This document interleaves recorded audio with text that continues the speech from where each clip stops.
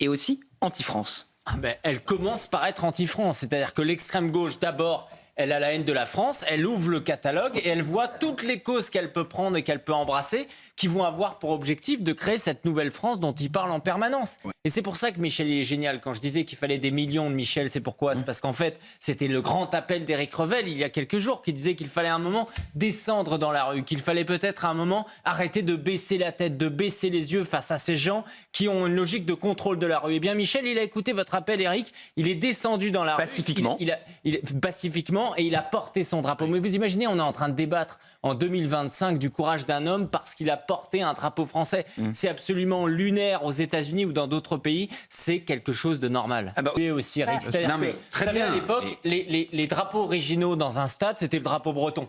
On le voyait à chaque fois, il y avait une masse de drapeaux français, et il y avait quelques drapeaux bretons, même quand on était dans le sud de la France. Maintenant, on se retrouve qu'avec des drapeaux étrangers. C'est aussi symbolique quand même de l'évolution de la France, du multiculturalisme qui est arrivé, parce que je suis désolé, il y a des Français ou des gens d'origine étrangère qui vont porter le drapeau, par exemple, algérien, mais c'est aussi des Algériens, etc. Donc c'est symbolique aussi quand même de cette immigration qui s'est développée ces dernières années. Là, si vous me demandez Sébastien Lecornu, il a repris le oui, bien sûr, j'ai pas cité son nom. On est un peu perdu. Non, mais cet argument quand même qui est lunaire de dire « Ah mais vous avez réussi à venir, est-ce que vraiment ils ont tout cassé ?» On dirait ceux qui, lorsque vous allez vous-même faire le lien entre immigration et insécurité, vont vous dire en permanence « Ah oui, mais c'est pas tous les immigrés, etc. » Ils vont vous appeler au pas d'amalgame. Bah voilà, vous avez ressorti cet argument. En attendant, la vérité, c'est que Laurent Nunez, il s'est spécialisé quand même depuis quelques mois dans la capacité de mettre tout sous le tapis. On se rappelle. Alors l'avantage, c'est qu'il est un peu comme Julie, il évolue. C'est-à-dire que Laurent Nunez, rappelez-vous, lors de la finale de la Ligue des Champions, il n'avait pas la même version le matin, le soir et le surlendemain. C'est-à-dire qu'au début,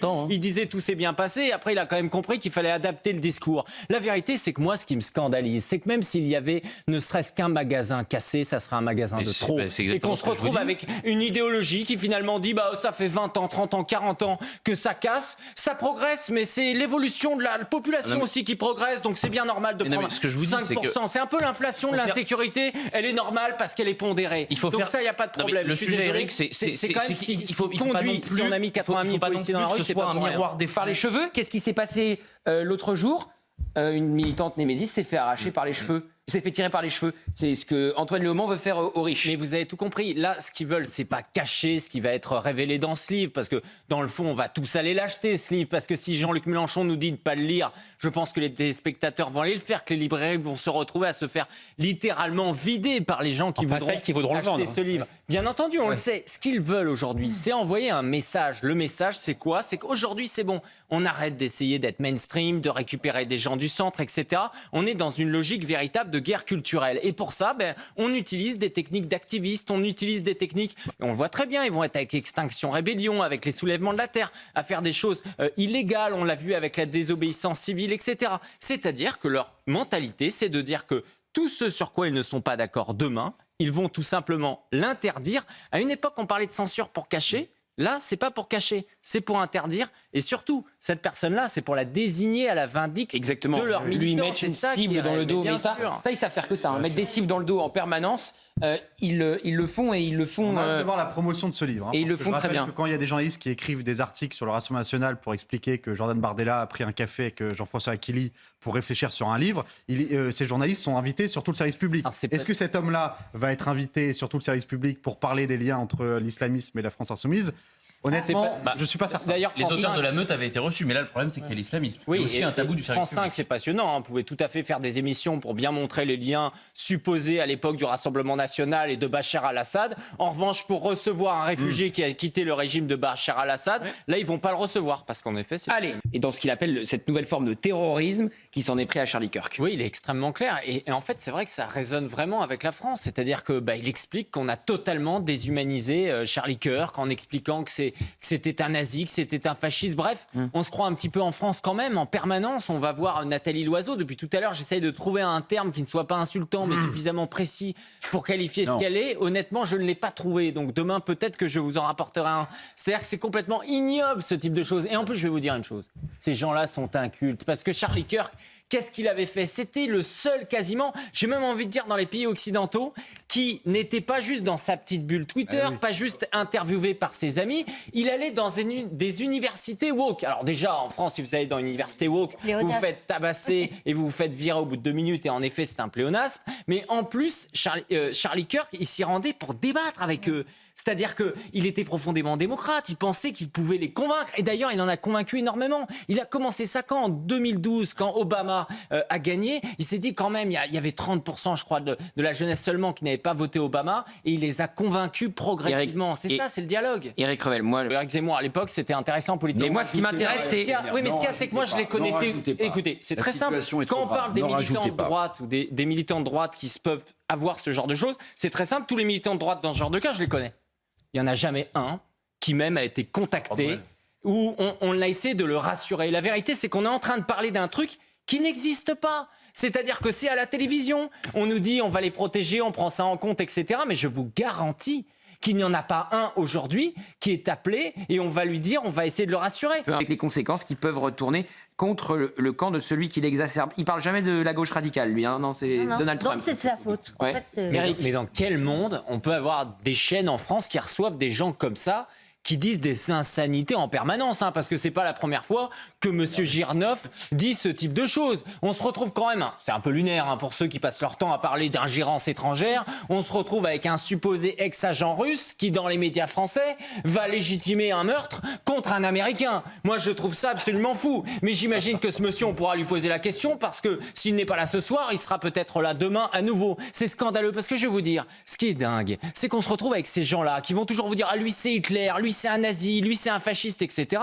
Mais eux, ils peuvent dire, pardonnez-moi, des conneries matin, midi et soir, et ils sont réinvités. Moi, ça me pose un vrai problème, parce que sur les réseaux sociaux aujourd'hui, croyez-moi, en France, la bataille entre, d'une certaine façon, et c'est lunaire en fait qu'on dise qu'il y a les pro-Kirk et les anti-Kirk, c'est-à-dire qu'elle a été gagnée, par tous ceux qui validaient la mort et l'assassinat de Charlie Kirk. Il y avait des tweets à plus de 50 000 likes, c'était une folie. Bien sûr. Moi, ça m'a sidéré. Bien sûr, du langage du président américain. Oui, totalement. Et ça, c'est un discours qui est porté quand même par des millions de gens aux États-Unis. D'ailleurs, sur certaines interviews, un petit point que vous avez pu voir sur le t-shirt de Charlie Kirk, il avait Donald Trump qui avait le poing levé, vous savez, lors de l'attentat de Butler.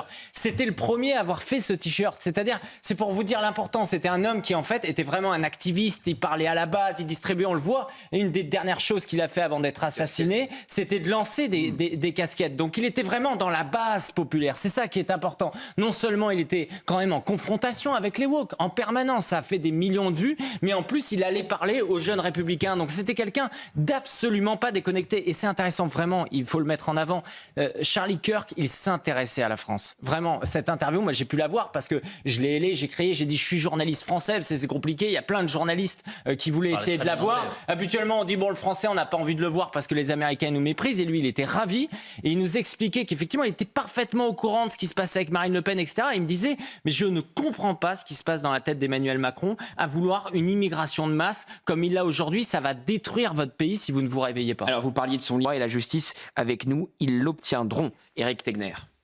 Il y a tout dans cette histoire, encore une fois, un multirécidiviste, déjà condamné, qui s'en prend à une jeune femme parce que blanche, il dit bien, il le dit dans la vidéo, il la tue. I got that white girl.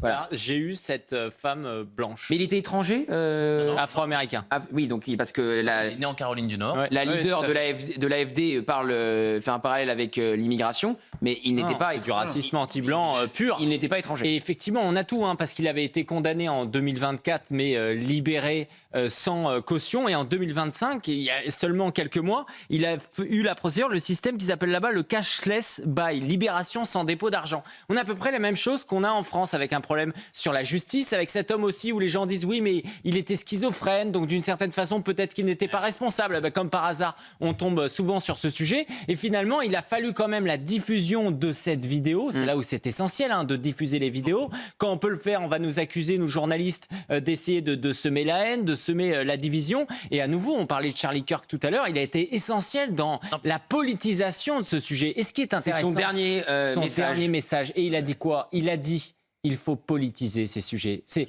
ce qu'on dit souvent en France, parce qu'à chaque fois, qu'est-ce qu'ils disent? Ils vont dire oui, mais ils font de la récupération politique. C'est une façon en fait d'empêcher à ce qu'on en parle, sauf depuis que les familles des victimes se prononcent. Pour vous, ça fait une en même temps, les deux Eric, arrêtez de vous chevaucher quand vous parlez. Mais parce que Eric Revel, je suis pour la télévision, j'adore cette émission, mais Eric Revel, il voit la politique à travers la télévision. Moi, ce que j'aime, c'est les actes et les faits. La vérité, c'est que le racisme anti-blanc, il sera pris en compte le jour où des personnes victimes de racisme anti-blanc seront considérées telles quelles. C'est-à-dire qu'il y aura une circonstance aggravante. Et ça, c'est arrivé, je crois, 2 ou 3 fois dans des décisions des tribunaux. C'est ça qui est fondamental. Oui, comme n'importe quel art. Partout. Simplement, ce sont des signaux faibles. De temps en temps, il y a des signaux forts. C'est le meurtre atroce d'Irina.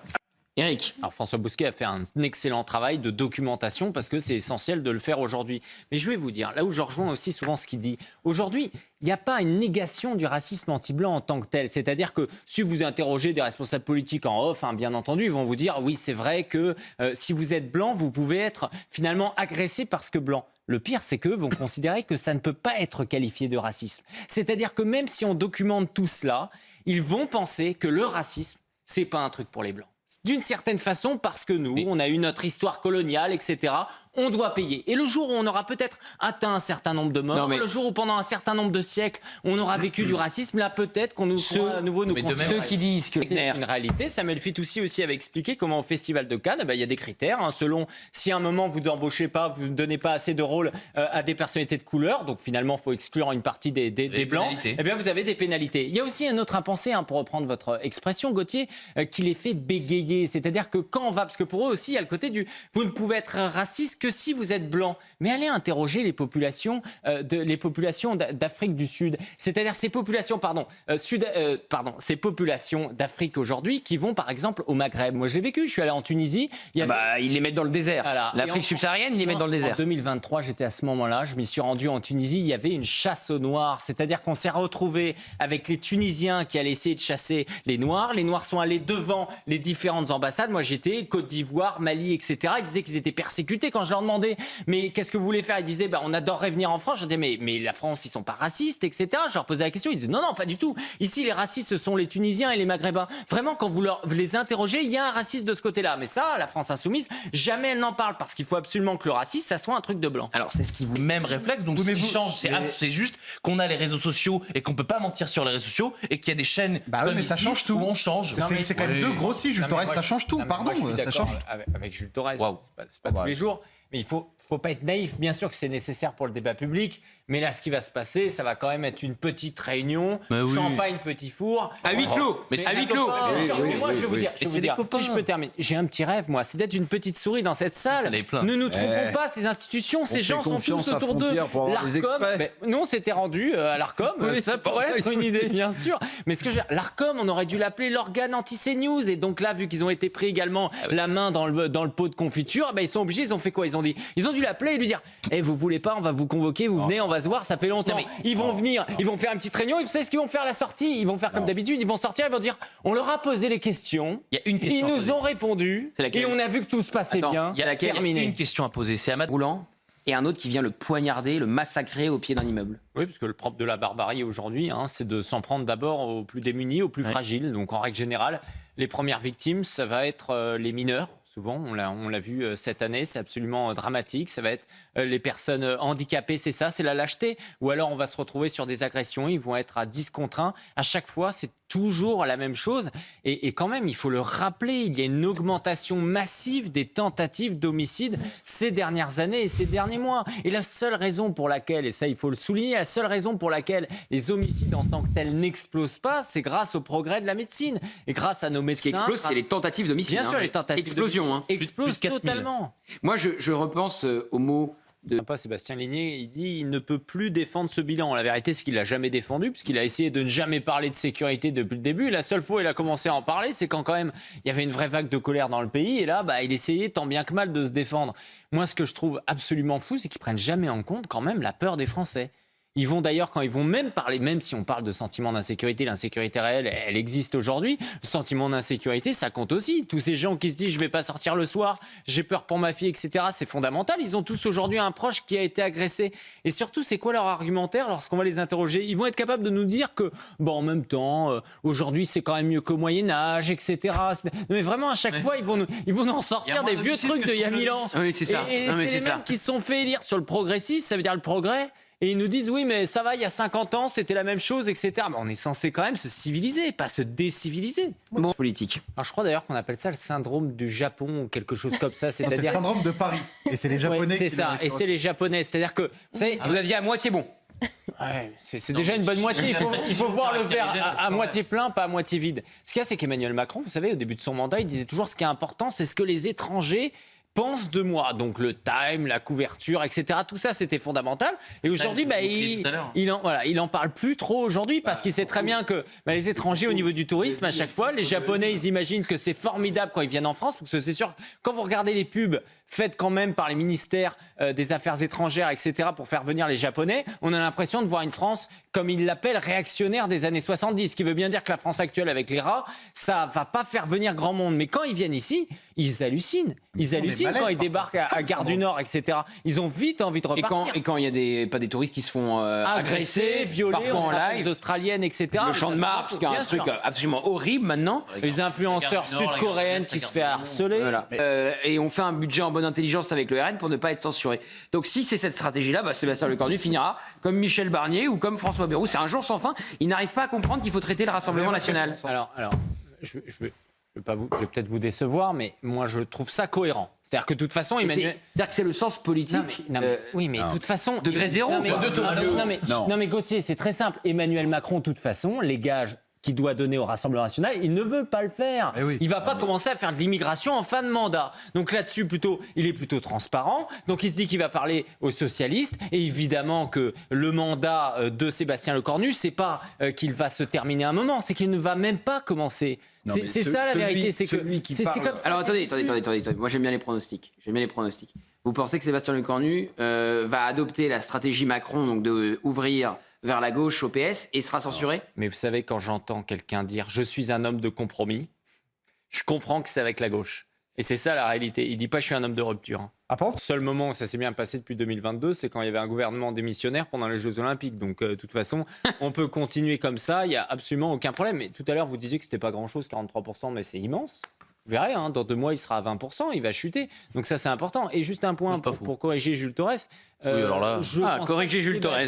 Non, mais Jules Torres, habituellement, il nous dit c'est Gérald Darmanin le plus à droite. Maintenant, c'est Sébastien Lecornu le plus à droite. Non, mais il n'a pas été Premier ministre, c'est Gérald Darmanin. Non, mais vous disiez parmi tous les ministres. Non, parmi tous les premiers ministres. Il a dit si vous m'écoutez un petit peu plus attentivement, vous auriez bien compris que j'avais dit Premier ministre. Mais ce qu'il y a, c'est qu'au gouvernement. Dans 15 jours, de toute façon, on saura. Dans 15 jours, on verra le gouvernement de Sébastien Lecornu. Et dans ce gouvernement de Sébastien Lecornu, on trouvera des figures socialistes. On ne trouvera pas des figures du Rassemblement national. Vous m'avez pas corrigé, du coup.